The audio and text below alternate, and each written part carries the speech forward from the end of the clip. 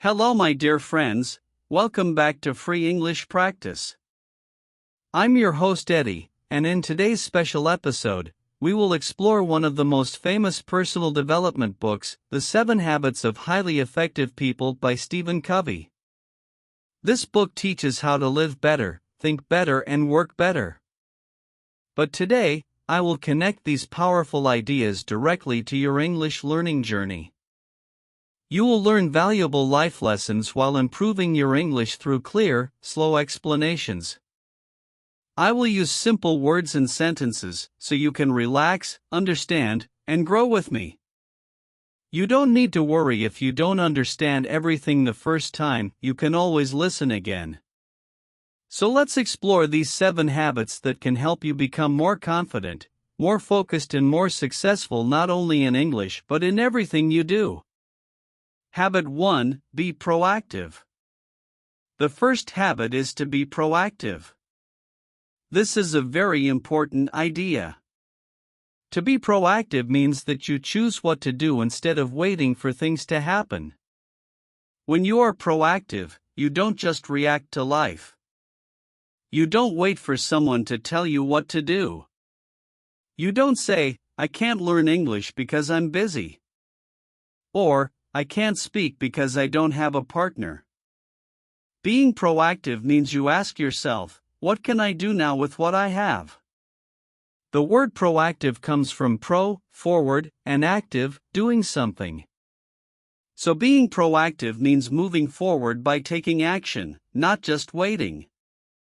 Now let's imagine a simple situation. It's Sunday morning. You have a warm cup of tea and 10 free minutes. You have 2 choices. You can scroll on your phone and look at random things, or you can open your voice recorder and speak in English for 1 minute. A proactive learner chooses the second option. You don't wait for the perfect plan. You don't wait for confidence. You just start. You see, many people wait for the right time. They wait to feel ready. They wait to feel confident. But confidence doesn't come before action. It comes after action. When you do small things every day, your brain begins to trust you. You start to feel strong. You start to see progress. Now, let me tell you a story. Isabel was one of my students. She always said, "I can't speak English because nobody wants to talk with me." One day, she decided to change. She told herself, "I will stop waiting. I will be proactive." She started recording her voice every morning for 1 minute. She spoke about her breakfast, about her day, about her plans, even her dreams. After 1 week, she noticed that her sentences were smoother. Her pronunciations sounded more natural. After 1 month, she joined an online English group. She shared one of her recordings there. People listened. They replied with kind messages. Some of them said, "Your accent is beautiful. You speak clearly." So Isabel felt happy. She felt proud. She felt in control because she took action, not because she waited. That is what it means to be proactive. When you act first, new opportunities come to you. When you wait, nothing changes. So being proactive is the foundation of all other habits. Foundation means the strong base. When you are proactive, you take responsibility for your own learning. You stop blaming the weather. You stop blaming the teacher, your country, your job, or your family. You say, "It's my English. It's my effort and it's my result." You take charge of your own progress. You know that learning English is not something that happens to you. It is something you make happen. So ask yourself right now, what small action can I take today? It doesn't have to be big. Maybe listen to this podcast one more time. Maybe write a short paragraph about what you learned. Maybe describe your day in English while you walk. These small steps may look simple, but they build big results. Every day you do something small, you move forward a little more. After 1 week, 1 month, 1 year, you will look back and see how far you have come. So being proactive means becoming the captain of your learning ship. Imagine your English journey as a ship in the sea. Sometimes the sea is calm. Sometimes it is stormy. The wind may blow. The waves may move. But the direction, the steering wheel, is in your hands. You can't control the wind, but you can control your sails.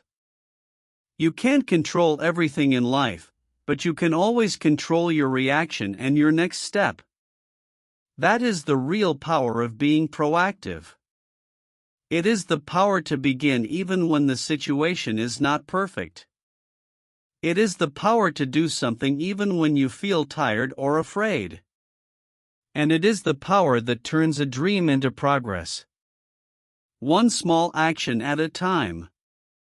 So don't wait for the perfect moment. Use the moment you have and make it perfect.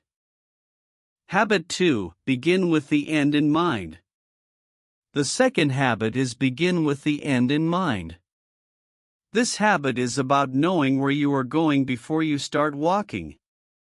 It means having a clear picture of what you want, a picture in your mind before you begin your work or your learning.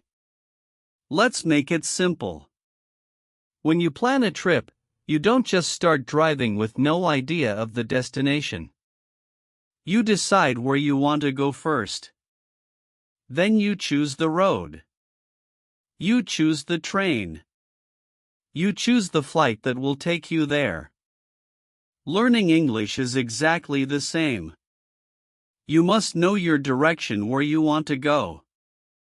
The word end here means the final result, the thing you want to reach, the thing you want to achieve. So start your journey while thinking about your destination. Many people start studying English without thinking about the end. They just say, I want to learn English. But that sentence is too broad. Broad means general. It's like saying, I want to go somewhere. You can't go somewhere if you don't know where. So stop and ask yourself, why do I want to learn English? What exactly do I want to do with it? Maybe you want to talk easily with tourists when you travel. Maybe you want to pass an exam like IELTS or TOEFL. Maybe you want to work in another country or join an international company. Each dream needs a different road. If you know your dream, you can choose the right tools and focus your time. When your purpose is clear, your mind becomes calm. You stop wasting energy on things that don't matter. For example, if your dream is to speak, you don't need to read for 5 hours a day. You need to listen and speak more. You can record yourself. You can join a speaking club or you can talk to yourself. If your dream is to write better, you can read short articles and copy useful phrases. You can also use this idea in your daily study. Before you start a lesson, ask yourself, what is my end today? What is my goal today? What is my purpose today? Maybe your end is to learn 10 new words. Maybe it's to understand one podcast episode. Maybe it is to speak for 3 minutes about your weekend. When you finish, you can check if you reached your end. That gives you a sense of success and progress. It makes you feel happy and proud. There is another reason why this habit is so powerful. When you imagine your end clearly, you feel more motivated. Motivation means the energy or reason that pushes you to act. So your brain likes to see pictures. When you imagine yourself speaking English easily, you feel excitement. You feel hope. That feeling gives you power to start and to continue. So close your eyes for a moment. Imagine it's 6 months from now. You are sitting in a cafe. You are talking in English. The other person smiles. You smile too. You understand them. You answer naturally. You don't translate in your head. You feel free. This picture is your end in mind. So keep it inside you. Stephen Covey says all things are created twice. First in the mind, then in reality. This means everything we do starts first as a picture in our thoughts. You imagine it and then you make it real with action. You can make your own English vision. A vision means a clear idea or picture of your future. Write 3 sentences that start with I can. For example, I can talk about my job in English for 5 minutes. I can understand 80% of my favorite podcast. I can write 1 paragraph about my daily life easily. When you write your vision, you create your map. Then make a small plan. If your end is to talk for 5 minutes, you can plan like this. First month, speak for 1 minute every day. Second month, record short talks twice a week. Third month, speak with a friend or teacher once a week. At the end, speak freely for 5 minutes. This is what begin with the end in mind looks like. It's not about dreaming only. It is about planning clearly. When your direction is clear, your practice becomes smarter. You choose what to focus on. You save time. You move forward faster. So today, think deeply. What do you really want from English? Write it down, see it, feel it, and every day walk 1 small step toward it. When you begin with the end in mind, you are not just studying. You are building your dream step by step. Your journey becomes full of meaning. You no longer feel lost or confused because you know exactly where you are going. And when you reach your end, when you finally speak, write, or understand the way you dreamed, you will know that it didn't happen by luck. It happened because you began with the end in mind. Habit 3, put first things first. The third habit is put first things first. In English, we have a common phrase. We say first things first. It means to do the most important thing before you do anything else. For example, if you wake up and feel hungry, you might say, first things first, let's eat breakfast. You handle what matters most before other things. So the third habit in this book is also called put first things first.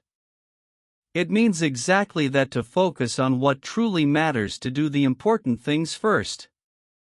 Many learners feel busy but not productive. They spend time on many small things yet they don't really move forward. This happens because they don't know what is important and what is just urgent. Let's understand the difference. Something urgent means it feels immediate, like a message notification or a phone call. It makes noise. It asks for your attention and it wants you now. But not everything urgent is important. Something important means it helps you reach your goal. It builds your future. It gives you real progress. For example, checking social media feels urgent. Your phone lights up. Your brain wants to see. But listening to an English podcast for 10 minutes, that's important. It builds your skill even if no one reminds you. So, putting first things first means you choose the important task before the easy or noisy one. Let's make it simple. Imagine you have a jar.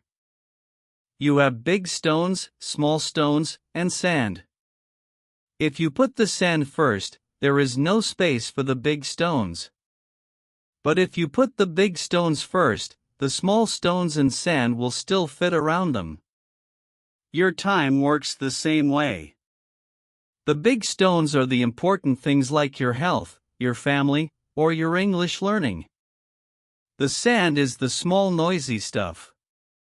Endless scrolling, random videos, checking messages every 2 minutes. These are the small noisy stuff. So each day, ask yourself, what are my big stones today? For English learners, big stones might be things like these: listening to English for 15 minutes with full focus, speaking to yourself or a friend for 5 minutes, reviewing yesterday's vocabulary. These are the things that actually make your English grow. When you put first things first, you make time for what matters. You don't wait for free time to appear. You make time for what matters. Stephen Covey says that the key is not to prioritize what's on your schedule, but to schedule your priorities. Let me say that again. The key is not to prioritize what's on your schedule, but to schedule your priorities. What does that mean? This means don't wait to see if you have time. Make time for what's important. So, how can you do this in daily life? Well, you can make a very simple plan. Each morning, take 1 minute and ask yourself, what one thing if I do it today will make my English better? It can be small. Maybe repeating one dialogue aloud. Maybe writing 5 sentences using new words. Then do that thing first, before messages, before social media, before TV. If you finish early, you can add more. But your first thing must be done first. It helps to use a timer, too. When you start studying, set a timer for 15 or 20 minutes. During that time, don't check your phone. That time of focus is much more powerful than 1 hour of distracted study. And don't worry if you miss a day. Everyone does. Just don't miss 2 days in a row. That simple rule keeps your momentum alive. Momentum means your flow and energy. So putting first things first also means protecting your mental energy. You don't need to say yes to everything. You can say not now or I will do it later. When you say no to small unimportant things, you say yes to your dreams. Sometimes people around you may not understand. They might say you study too much. But remember, you are building something important. You are building your future self. The one who speaks confidently, who understands easily, who can work or travel anywhere. That is worth protecting. Let's imagine one more scene. It's evening. You feel tired. You think I'll rest. But then you remember this habit. You open your notes and read one paragraph in English.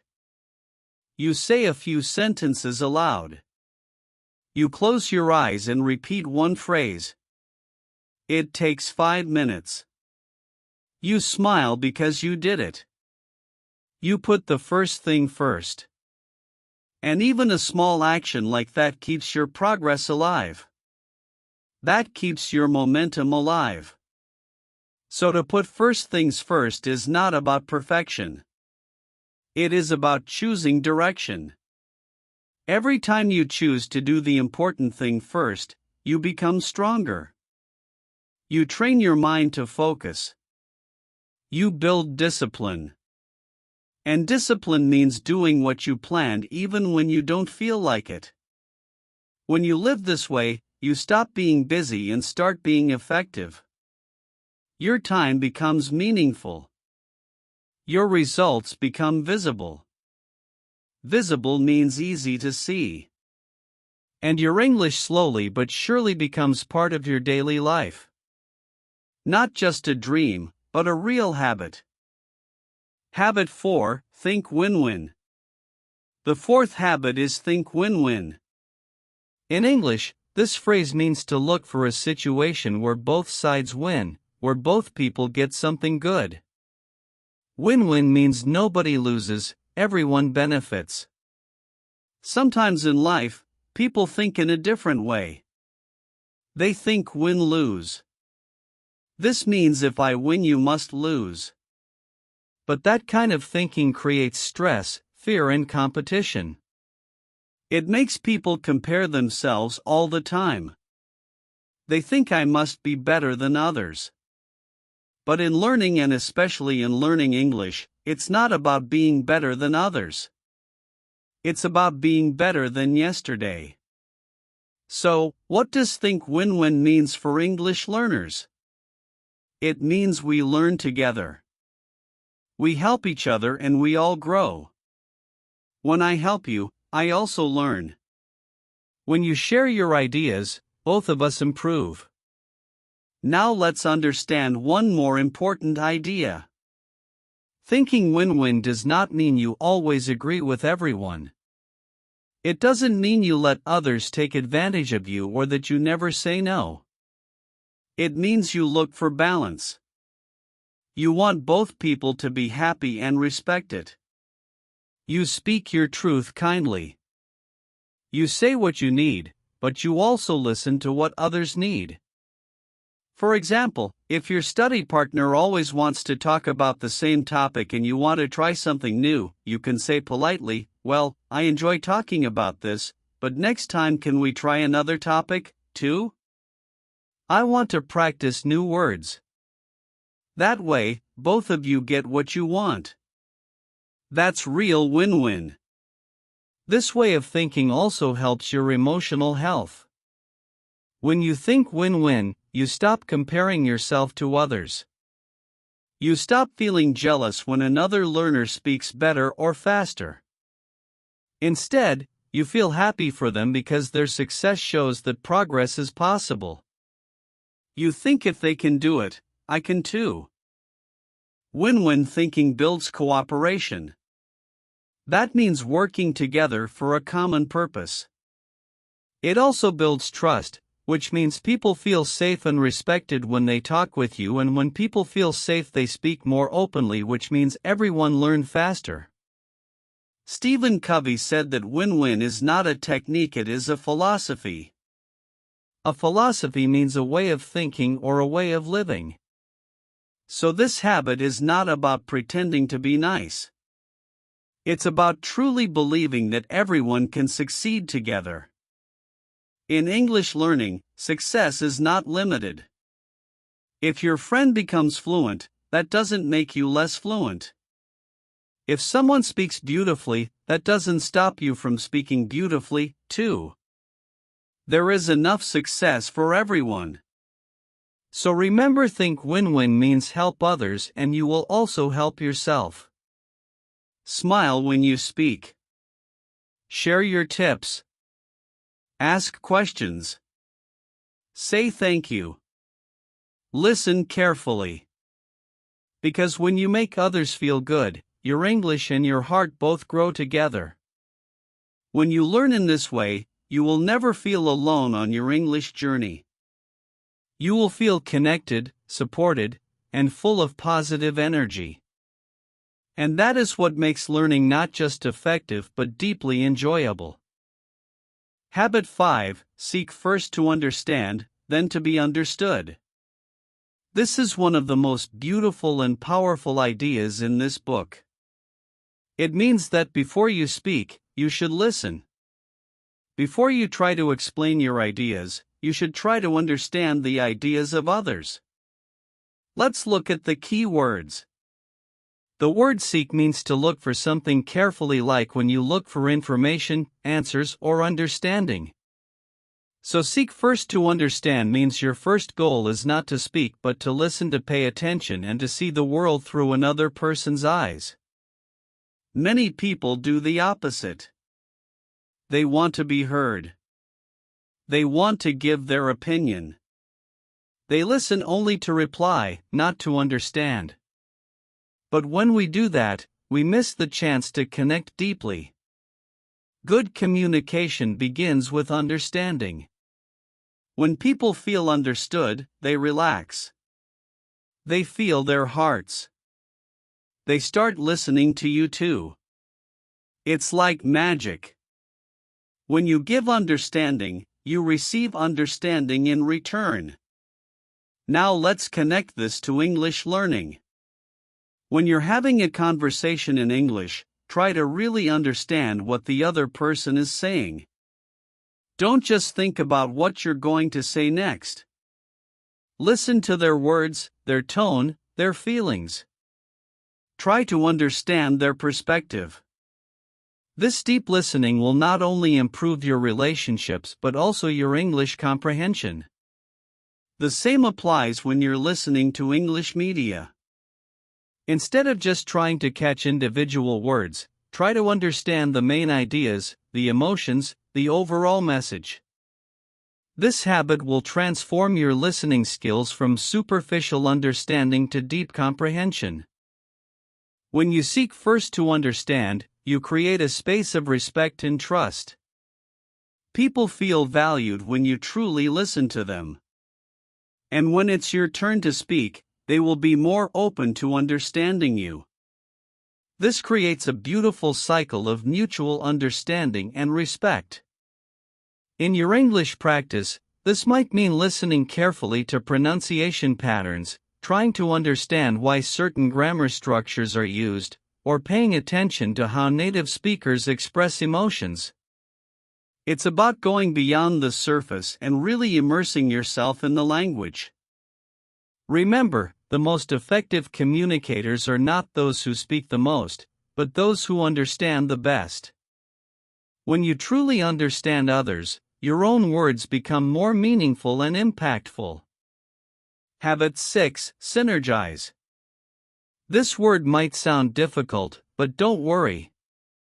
Let's understand it step by step. The word synergy means the power that comes when people work together.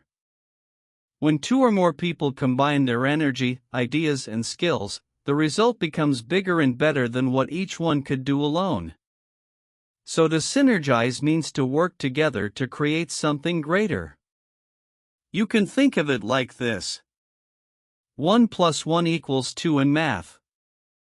But in teamwork, 1 plus 1 can sometimes equal 3, 4, or even more. That extra power comes from synergy. Let's make it very simple. Imagine two people trying to push a car. If one person pushes alone, it's hard. If both push together, the car moves faster. That's synergy. When people join forces, work together, they can do amazing things. Now, how can we use this idea in English learning? Many learners try to study completely alone. They read books. They watch videos. They listen to podcasts all by themselves. That's good, but it's not enough. Language is about connection. It's about communication. To grow faster, you need other people. When you work with others, you create synergy. You hear new accents, new opinions, new styles. You correct each other's mistakes. You learn from different experiences. And sometimes you discover better methods together. Now, let's imagine a small study group of 4 people. One person is good at vocabulary, one is good at grammar, one is good at pronunciation, and one is good at storytelling. If each person studies alone, they improve only in their own area. But if they study together, each person can teach the others what they know. The vocabulary expert shares useful words. The grammar expert explains how to use them correctly. The pronunciation expert helps with clear speaking. The storyteller makes it fun and creative. Together, they all become stronger. They become faster. That is the magic of synergy. When you synergize, you also learn teamwork, another powerful skill for life. You learn to listen. You learn to cooperate and to respect different opinions. To cooperate means to work together with a shared purpose. In teamwork, not everyone is the same. And that's good. Differences make the group stronger. For example, if one person is shy but a good listener and another person is talkative and confident, they can balance each other. The shy person helps keep the group calm and the talkative one keeps the energy high. The balance is synergy. Sometimes learners think, I prefer studying alone because people slow me down. But that's not always true. Studying alone helps you focus, but studying with others helps you grow in new ways. You learn patience. You learn flexibility.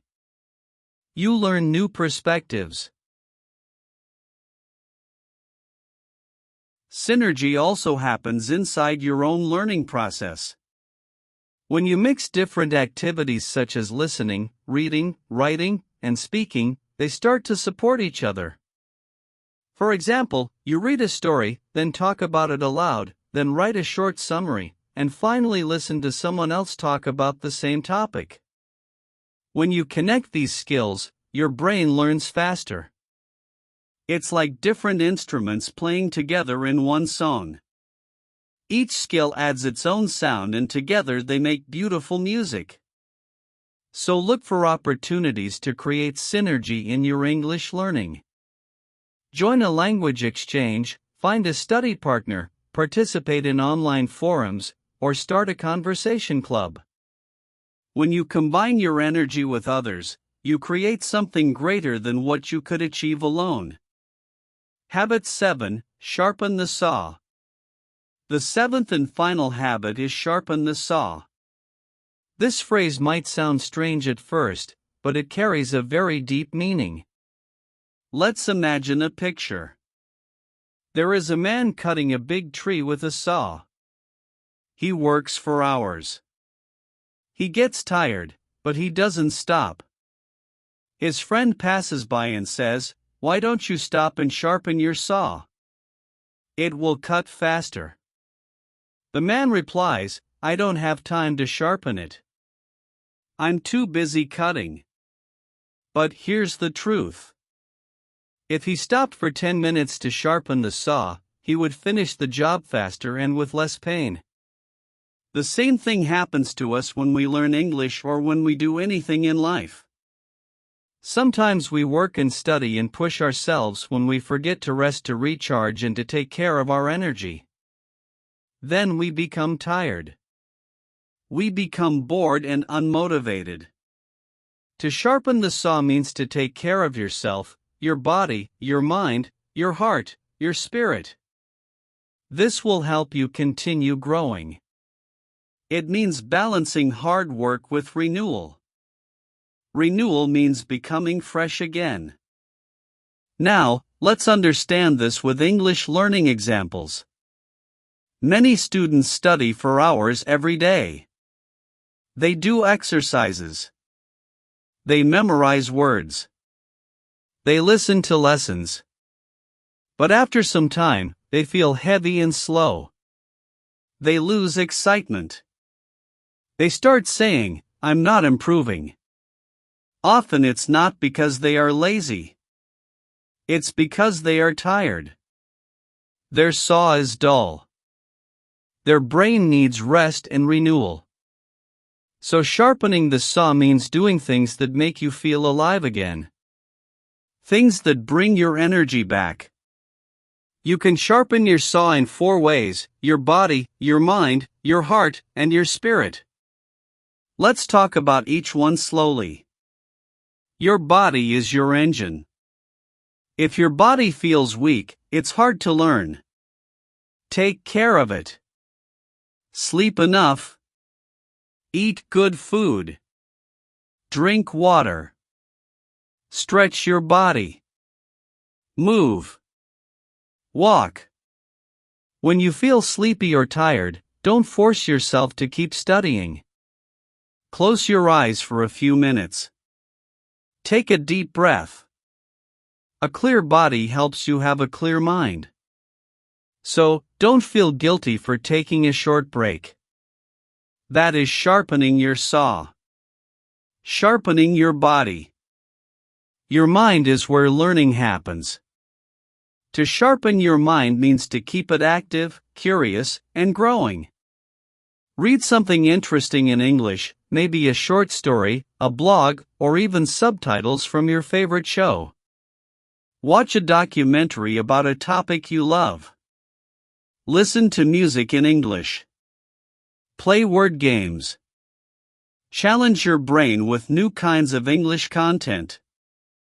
But also give your mind rest. Sometimes the best way to learn is to stop studying and let your brain process what you've already learned. Your heart represents your emotions and relationships. You can't learn well if your heart feels heavy or lonely. Sharpening the heart means connecting with people who make you feel good. Talk with other learners. Share your dreams. Share your struggles.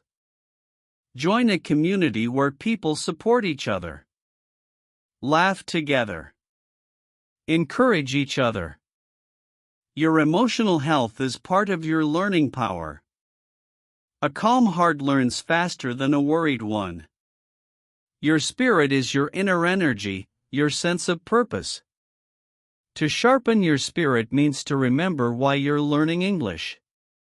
Connect your English practice to your deeper values and dreams. Maybe you want to connect with people from other cultures. Maybe you want to read great literature in its original language. Maybe you want to give your children more opportunities. Keep your why close to your heart. When you feel tired, return to your purpose. It will give you new energy. All right. Now, let's see how all of these work together. Imagine your life as a tree. If you don't water it, it dries. If you cut its branches too often, it weakens. But if you care for it, if you give it water, sunlight, and rest, it grows strong and beautiful. You are that tree. Your saw is your energy, your habits, your tools. When you take care of them, you grow taller and reach higher. Sharpening the saw also means reviewing what you have already learned. Many students forget to do this. They always look for new things. But reviewing old lessons makes your knowledge stronger. So rest, review, and refresh. Remember that learning English is a marathon, not a sprint. If you never stop to sharpen your saw, you will burn out. But if you maintain balance, if you take care of your body, mind, heart, and spirit, you can sustain your progress for the long term. You will not only learn English better, but you will enjoy the journey more.